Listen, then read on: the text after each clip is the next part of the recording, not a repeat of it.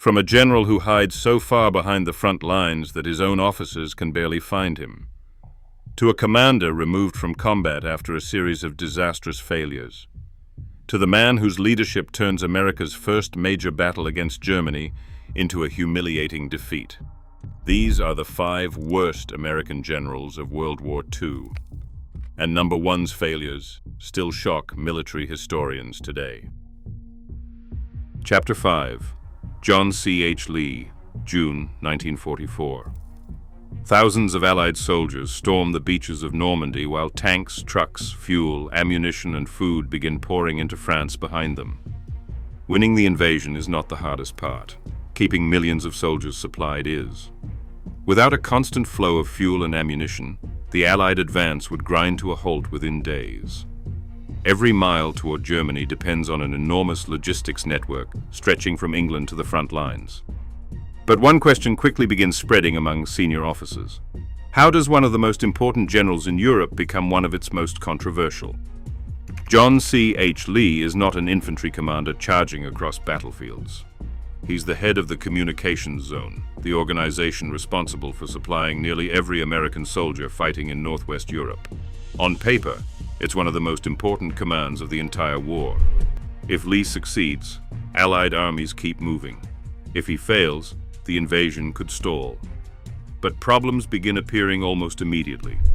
Before we get to what happened next, you need to understand one thing. Lee is an experienced engineer and administrator. Earlier in his career, he earns a reputation as an intelligent and capable officer. However, once he takes command in Europe, many fellow generals begin criticizing his leadership style.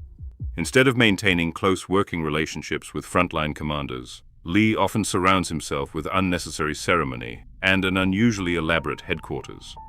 Some officers even complain that he seems more interested in appearances than cooperation. As the Allied armies race across France after the breakout from Normandy, supplies become increasingly difficult to deliver.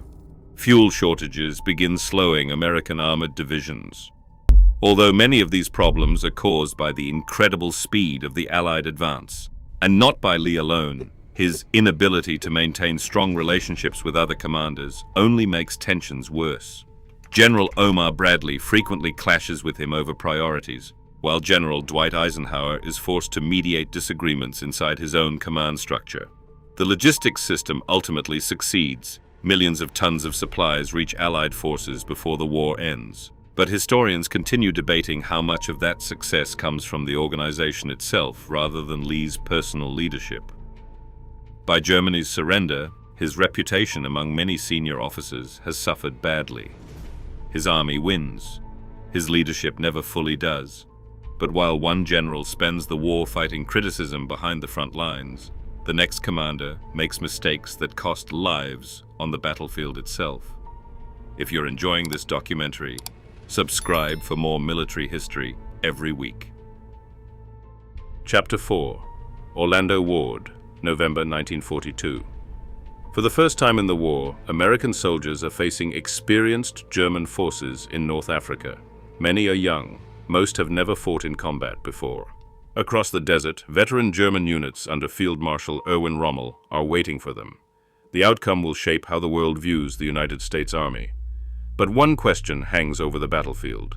Can an inexperienced commander prepare his men for one of the toughest armies in the world?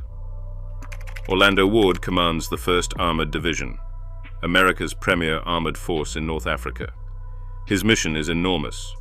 The division is expected to stop seasoned German panzer units despite having little combat experience of its own.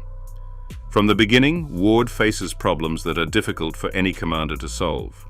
His tanks are mechanically unreliable. Communications between units frequently break down. Many officers are still learning how to fight large-scale armored battles. But critics argue Ward creates another problem of his own. Before we get to what happened next, you need to understand one thing. Ward is known as a careful commander. He prefers deliberate planning before committing his forces. Normally, that isn't a weakness, but against fast-moving German armored formations, hesitation can quickly become costly. As fighting intensifies across Tunisia in early 1943, the 1st Armored Division struggles to coordinate attacks and respond to rapidly changing battlefield conditions. Its performance disappoints several senior Allied commanders, including General George Patton, who believes American armored units need more aggressive leadership. The criticism reaches General Dwight Eisenhower. Although Ward has worked hard to improve his division under extremely difficult conditions, Eisenhower ultimately decides the army needs a change. In March 1943, Ward is relieved of command. The decision shocks many officers. Some believe he deserves more time to develop a division fighting its very first campaign. Others argue the change is necessary if American forces hope to match Germany's experienced panzer commanders. Historians still debate whether Ward becomes a convenient scapegoat for problems affecting the entire U.S. Army in North Africa. What isn't debated is the outcome. His combat command ends long before the war does. But Ward wasn't the only American commander who lost the confidence of his superiors. The next general would become the first U.S. Corps commander relieved during the war. Chapter 3. Ernest J. Dawley, July 1943. The Allies are preparing to invade Sicily. It is one of the largest amphibious operations in history, involving more than 160,000 troops landing on heavily defended beaches. If the invasion fails, the campaign to liberate Europe could lose valuable momentum. One American general is given a key role in making sure that does not happen. Instead, his performance raises serious doubts about whether he is the right man for the job. Ernest J. Dawley commands the United States Sixth Corps during Operation Husky. His corps lands successfully along Sicily's southern coast, and at first, the invasion appears to be going according to plan. But the fighting quickly becomes more difficult. German forces launch determined counterattacks, while the rugged terrain slows the Allied advance. Communication between units becomes increasingly difficult, and several opportunities to exploit early successes begin slipping away. Senior commanders start noticing something troubling. Dawley appears overwhelmed by the pace of the campaign.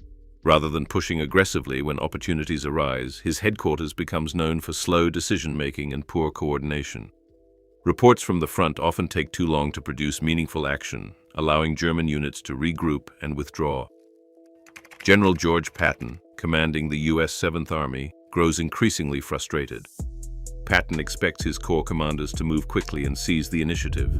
Instead, he believes Dawley is slowing the entire operation. The criticism does not stop there.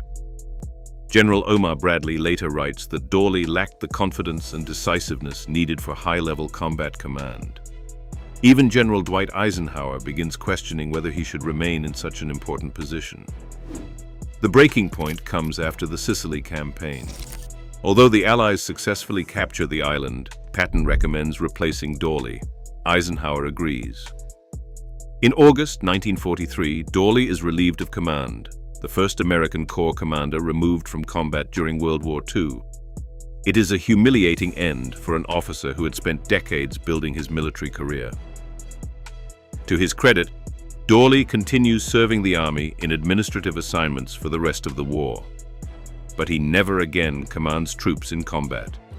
His removal sends a clear message throughout the U.S. Army. Experience alone is no longer enough. If a commander cannot lead effectively under battlefield conditions, someone else will take his place. But Dawley's removal was not the most damaging command failure of the war. One general's decisions would contribute to America's first major defeat against Germany.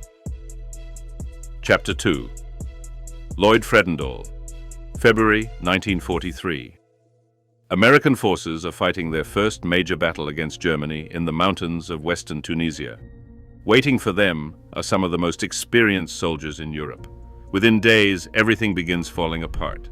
Entire American units are forced into retreat. Tanks are abandoned. Hundreds of soldiers are captured. Confidence inside the United States Army collapses almost overnight. At the center of it all is Lieutenant General Lloyd Fredendall.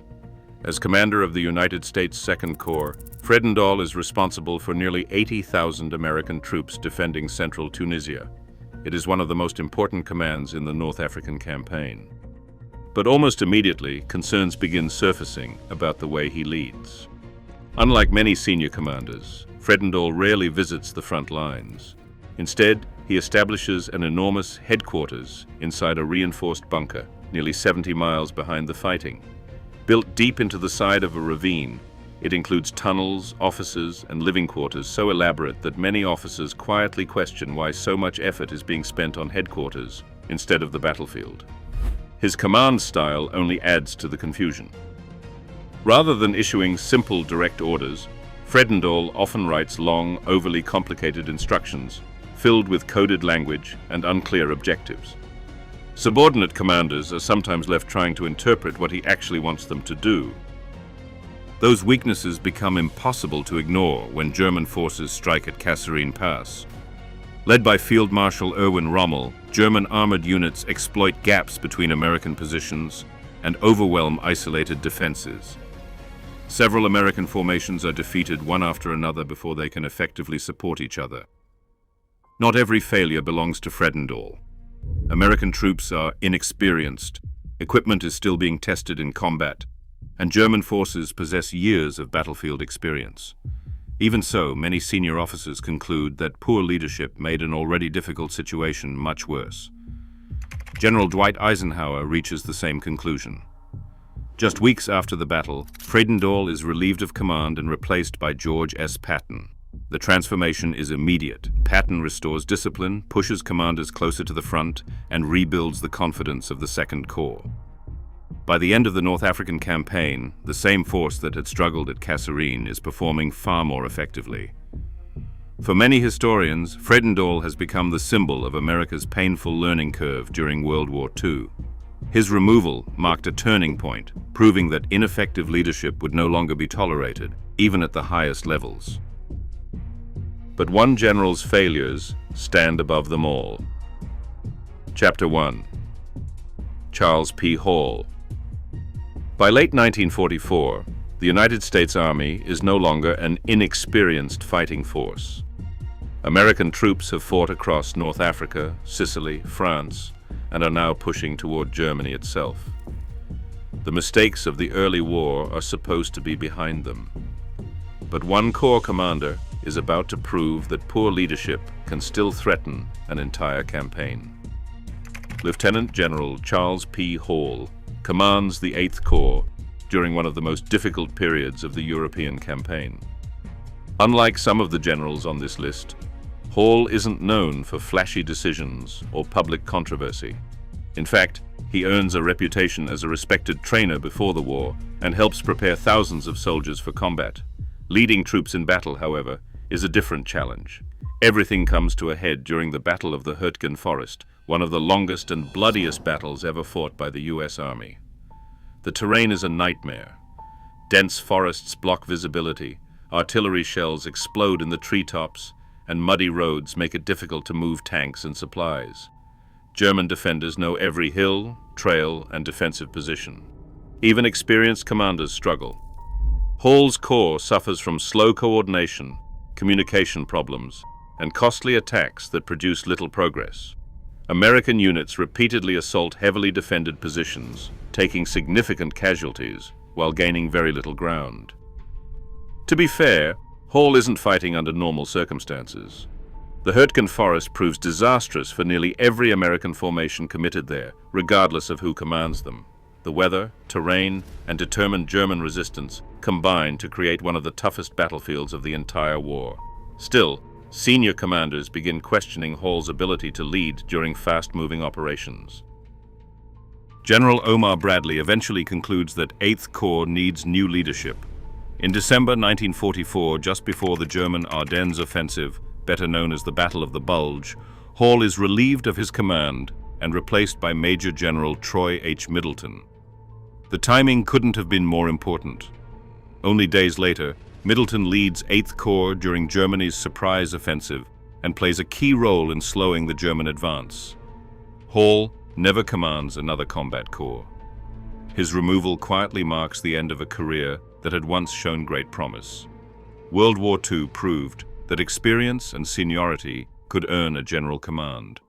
But keeping that command required something far more difficult: the ability to make the right decisions when thousands of lives depended on them. Every general on this list shared something in common. None of them lacked intelligence. None of them lacked military experience. What they lacked was the ability to adapt under the enormous pressure of modern warfare. World War II exposed weaknesses faster than any conflict before it. A single poor decision could cost thousands of lives, derail an entire campaign, or end a career overnight. At the same time, it's important to remember that these men operated under extraordinary circumstances. Many were leading armies through America's first large-scale combat against battle-hardened German forces. Some faced impossible terrain, inexperienced troops, or logistical problems beyond their control. History judged them by the results. And in war, results are often what matter most. If you enjoyed this video, don't forget to subscribe for more stories about the commanders, battles, and forgotten heroes that shaped military history. Thanks for watching, and I'll see you in the next one.